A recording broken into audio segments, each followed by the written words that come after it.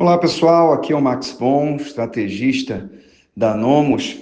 Eu estou aqui para passar uma atualização do cenário macro e como isso transborda para uma alocação de investimentos, principalmente em ações. Tá? Vamos lá, vamos falar um pouquinho do ambiente externo e aí a gente vai aos poucos vindo aqui para o cenário doméstico, tá? China, a gente deve ter anúncio de algum pacote de estímulos fiscais no início do ano, como já foi adiantado pelo governo chinês. Eu só acho que eles estão esperando medidas vindas do governo Trump, no que se refere a aumento de tributação para produtos importados, para aí sim ter uma reação à altura do que pode vir aí de tributação do governo Trump, tá? Mas eu acho que um pacote trilionário no início do ano é bem provável que seja divulgado. Isso certamente vai mexer bastante com as commodities, né? Principalmente minério de ferro, cobre, alumínio, níquel, que são commodities muito consumidas pelos chineses, né? Pelas empresas chinesas. Tá? Então, eu vejo gatilhos positivos vindos de China, não esse ano, mas início do ano que vem.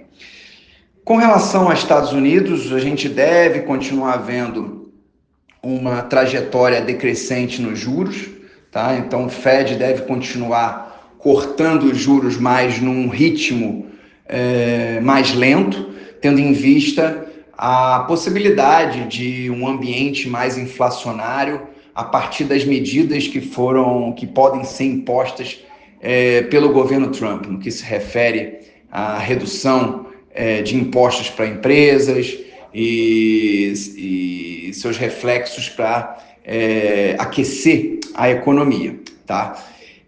Nesse sentido, a gente acha que o ambiente para ações americanas vai continuar positivo, apesar dos índices acionários norte-americanos estarem aí atingindo máximas históricas. Eu acredito que as ações vão continuar performando bem.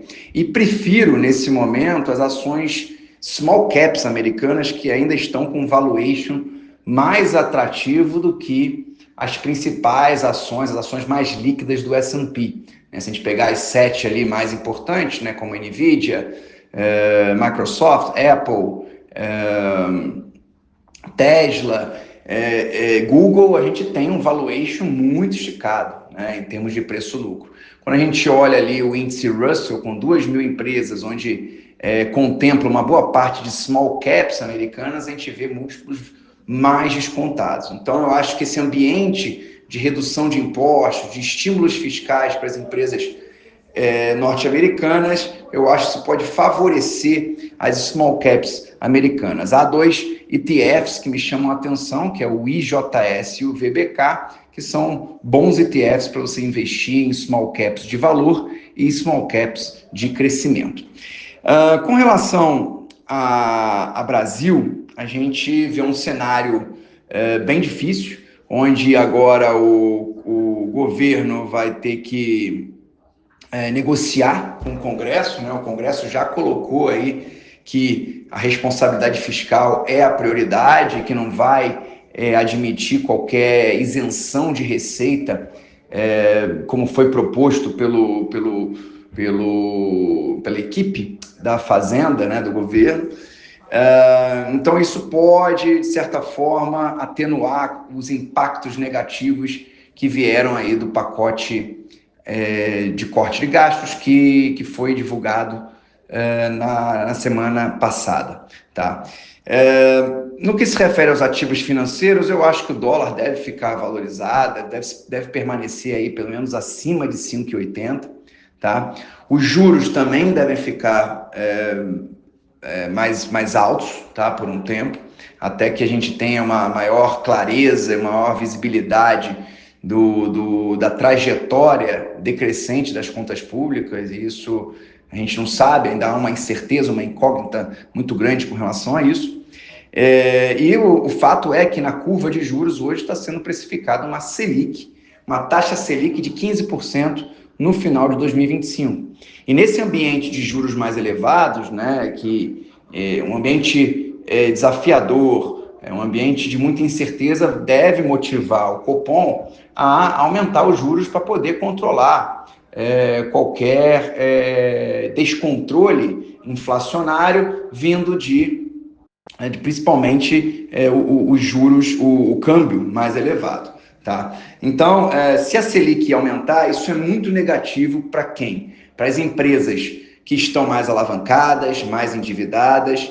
Então, eu acho que o investidor deve reduzir suas posições nesse tipo de empresa. Então, empresas do setor de logística, do setor de consumo, varejo, que estão mais alavancadas, essa posição deve ser reduzida. Tá?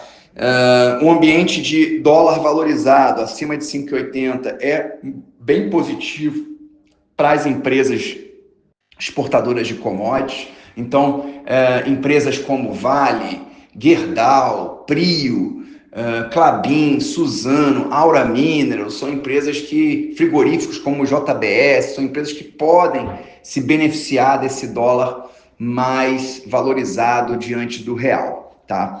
Acho importante também, nesse momento de Selic mais elevada, a gente trazer mais defesa para o portfólio. Como é que a gente pode trazer defesa? Investindo no setor elétrico, que tem aí uma certa previsibilidade, geração de caixa, yields elevados. Também temos o setor de seguridade, como BB Seguridade, Caixa Seguridade, que são ativos que vão ter um resultado financeiro bastante positivo com uma Selic mais elevada. Isso deve contribuir para a expansão de lucros ao longo de 2025. Tá? Então, são dois setores. E o setor de bancos também. Eu acho que o setor de bancos surfa bem esse ambiente de Selic mais elevada. Tá? Então, eu diria que, ao priorizar a defesa no seu portfólio, teria ações do setor elétrico. Gostamos muito de CPFL Energia, Eletrobras, gostamos de Engie Brasil.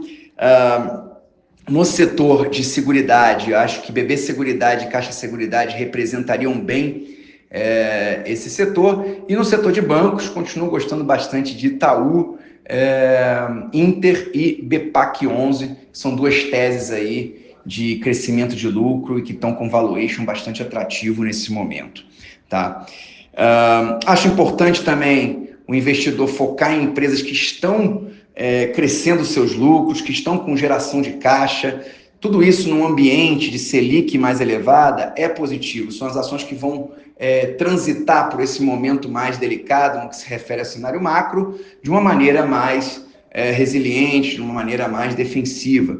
Tá? Então, empresas que geram caixa, que não são endividadas, crescendo seus lucros e que estão pagando bons dividendos, eu acho que devem ser o foco do investidor nesse início de 2025. Gosto de uma alocação de 60% defesa, 40% growth. Tá? E aí vou explicar o que estaria dentro desse 60% defesa e 40% growth. 60% de defesa estaria em setores mais defensivos, bons pagadores de dividendos, como o setor elétrico, setor de seguros e também empresas de commodities que pagam bons yields, como Gerdau, como Vale, tá? Como Aura Minerals, estariam dentro desse segmento, desse rol aí de 60% que eu chamo de defesa, para você ajustar o seu patrimônio, o seu portfólio nesse início de 2025. E 40% em teses de investimento que têm mostrado ótimos resultados, que são geradores de caixa,